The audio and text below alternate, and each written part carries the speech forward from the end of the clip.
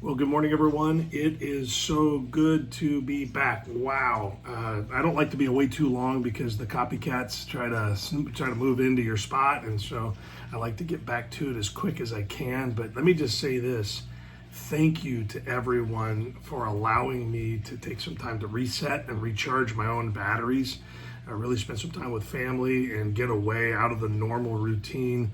And yes, sometimes it's good to refresh the approach to even these morning devotions, and I think that you'll be blessed by me being able to step away for even just a couple of weeks and recharge the batteries myself.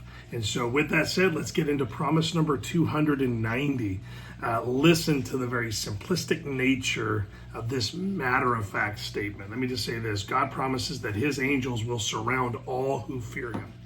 Psalm 34, verse number 7 says, "The angel of the Lord encampeth around about them that fear him and delivereth them."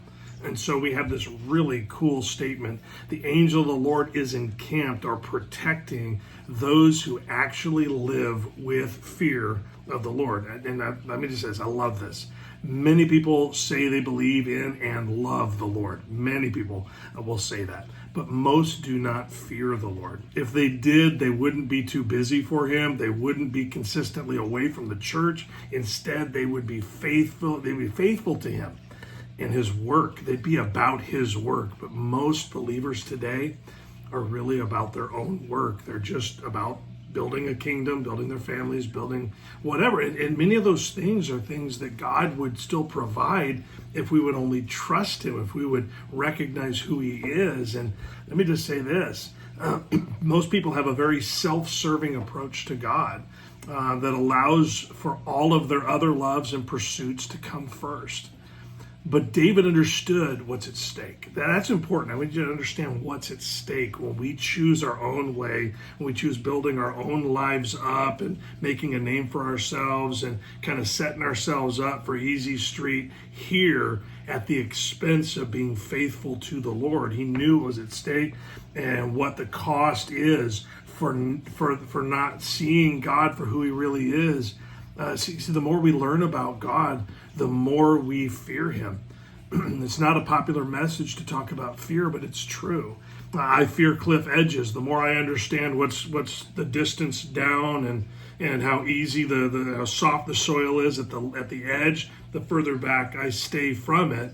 Think about high voltage wires. The more you can hear the buzz or even feel the hair stand up on your arms when you're around high voltage, the more you step back or approach with gloved hands and appropriate equipment. And see, the more we learn about God, the more we recognize that we need to approach him on his specific terms so that we can enjoy the blessings and the grace and the strength and the protection that flows from him.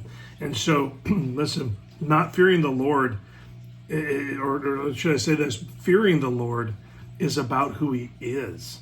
What being in a right relationship with him has cost him.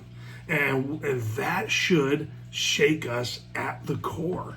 Think about this, the great lengths God went to make possible salvation for us to be in right relationship with him, should cause a stirring in us that cannot be contained to a few minutes in the morning or every other week showing up at a service, but that we would want to devote our lives to him and recognize the grandeur of who he is, the majesty, the power, the awesome authority that he wields, and yet he wields it with such grace and mercy. Why would we presume upon that when the potential of his wrath is so great?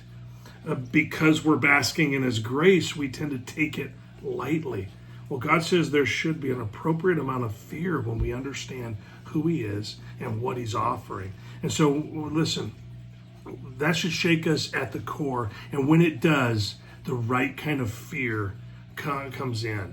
And listen, his angels encamp around us and they deliver us. Let that appropriate fear or awestruck wonder of who God is flood into your life, and it will change you. It'll change your priorities. It'll change the direction of your life. It'll change what you're counting on to give you peace. It'll change everything when we recognize how high God is.